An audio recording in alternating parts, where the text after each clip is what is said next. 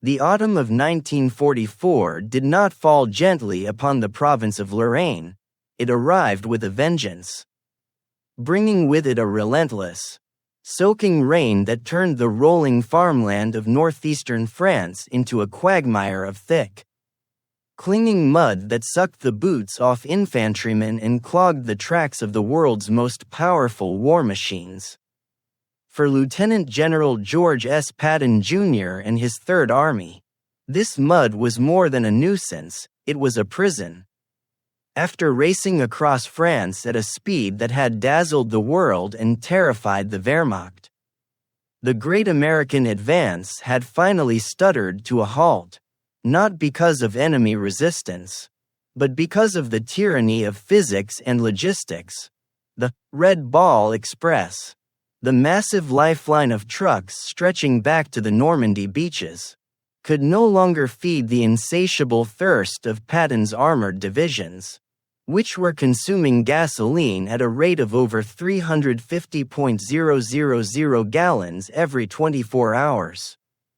As the fuel gauges in the Shermans dropped to empty and the artillery shells were rationed, a sullen silence fell over the front lines, a pause that the German High Command in Berlin interpreted not as a logistical necessity, but as a sign of Allied exhaustion. In the wolf's lair, Adolf Hitler, staring at maps that showed the crumbling of his thousand-year Reich, saw a fleeting, golden opportunity to reverse the tide of the war. He believed that the Americans were overextended, their flanks exposed and their spirits damp, and so he ordered a counter-stroke of massive proportions. Commanding General Hasso von Manteuffel, the diminutive but brilliant commander of the Fifth Panzer Army, to assemble a force capable of amputating Patton's spearhead. Manteuffel, a master of mobile warfare who understood the capabilities of his machines better than any living general, gathered the 111th and 113th Panzer Brigades, units that were not ragtag remnants but were fresh, motivated, and equipped with the deadliest land weapon of the Second World War, the Panzerkampfwagen V, known to the world simply as the Panther. The impending collision was a mismatch of technological proportions that should have guaranteed a German victory. The Panther was a 45-ton Predator, a masterpiece of engineering boasting frontal armor sloped at 55 degrees that offered an effective thickness of over 140 millimeters, making it virtually impervious to the standard American 75 millimeters gun at any combat range. Its main armament, the high-velocity 75 millimeters KWK-42L-70 cannon, fired a shell that traveled at such supersonic speeds it could punch through the turret of an American Sherman and exit the engine block before the sound of the shot even reached the American crew. In stark contrast, the American M4 Sherman was a 33-ton medium tank designed for infantry support and exploitation. Dubbed the Ronson by its crews for its terrifying tendency to burst into flames at the first hit. As the German columns moved secretly into position under the cover of the dense forests near the town of Arracourt, the stage was set for a slaughter. But the Germans had failed to account for two critical variables: the impenetrable fog of Lorraine and the aggressive genius of the U.S. 4th Armored Division. On the morning of September 19, 1944, a blanket of white mist descended upon the battlefield, reducing visibility to less than 50 yards and neutralizing the superior optics and range of the German guns.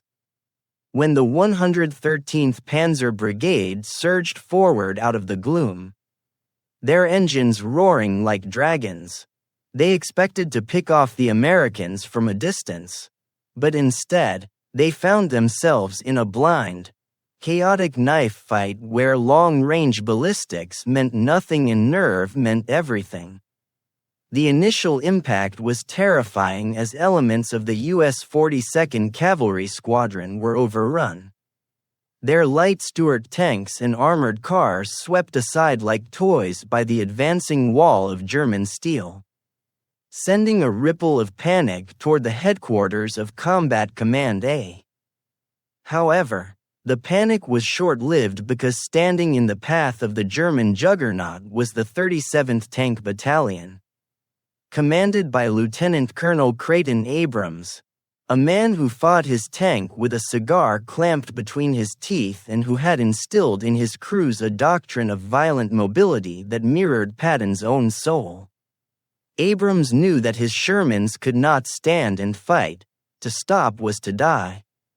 So, he ordered a counterattack that defied all conventional military logic. The American tanks did not dig in, they charged.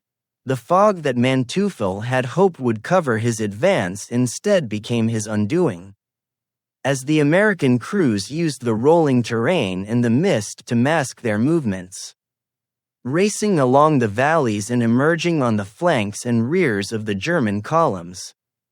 The battlefield devolved into a swirling, confused melee of churning mud and burning steel, where situational awareness was lost in seconds and survival depended on the speed of the driver and the reflexes of the gunner. The German Panther crews, many of whom were fresh recruits rushed to the front, found themselves overwhelmed by the sheer frantic energy of the American assault. The Panther had a fatal flaw, a slow turret traverse speed that required the tank commander to rev the engine to rotate the gun, and the Americans exploited this ruthlessly. Small packs of Shermans would buzz around the lumbering German cats, waiting for the Panther to try and track one target before another Sherman would pop up from behind a hedgerow to put a shell into the Panther's thin side armor or vulnerable engine grating. The air was filled with the deafening clang of armor-piercing rounds striking steel, the screams of men trapped in burning hulls, and the constant, grinding roar of engines pushed to their limits. In one legendary engagement near the village of Bézinguet-le-Petit, a single platoon of 4 Shermans found themselves facing a company of 7 Panthers emerging from the fog at point-blank range. Instead of reversing, the American commander ordered his driver to accelerate, closing the distance to under 150 yards. In the confusion, the German gunners, trained for long-range precision sniping, could not track the frenetic movement of the American tanks. The Shermans unleashed a rapid-fire volley, their loaders slamming shells into the breaches with bruised and bloody hands, firing twice as fast as their German counterparts. Within minutes, 4 Panthers were burning, their ammunition cooking off in spectacular geysers of sparks, while the surviving Germans broke formation and retreated in disarray. This scene was repeated across the entire front as the inferior American tanks dismantled the pride of the Panzerwaffe piece by piece. But the battle was not just won on the ground. As the days wore on and the fog finally lifted on September 21st, the full weight of American combined arms power was brought to bear. Patton, who viewed the separation of air and ground command as a sin, had established a seamless link with the 19th Tactical Air Command. As the sun broke through the clouds, the sky filled with the terrifying silhouette of P-47 Thunderbolts. These rugged fighter bombers, directed by forward air controllers inside the tanks on the ground, dived upon the German columns like hawks, unleashing 5-inch Havar rockets and .50 caliber machine gun fire that shredded the soft-skinned supply trucks upon which the fuel-hungry Panthers relied. A tank without gasoline is nothing more than a steel pillbox, and as the German supply columns were obliterated, the great Panzer offensive ground to a halt.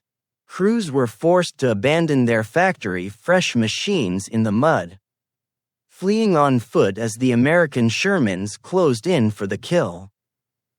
By the end of September, the fields of Arracourt had become a graveyard for the Fifth Panzer Army. The statistics told a story that stunned military analysts in both Washington and Berlin. The Germans had lost 285 tanks and assault guns, effectively ceasing to exist as a combat-effective force, while the 4th Armored Division had lost only 25 tanks. When Patton arrived to inspect the battlefield, walking through the carnage with his boots caked in the same mud that had swallowed Hitler's last hope, he saw the vindication of his life's philosophy. He saw the burnt-out hulks of the technically superior Panthers and the victorious, mud-splattered Shermans, and he knew that he had proven a fundamental truth of war: that machines do not win battles, men do. The destruction of the Panzer brigades at Arracourt stripped the Wehrmacht of the very reserves it would desperately need 3 months later during the Battle of the Bulge, meaning that the victory in the mud of Lorraine was the invisible key that eventually unlocked the door to victory in the Ardennes. The Battle of Arracourt remains the supreme masterclass of American armored warfare, a testament to the fact that when led by a commander who refuses to yield to fear or logic, a group of determined men in inferior machines can destroy the finest army ever assembled.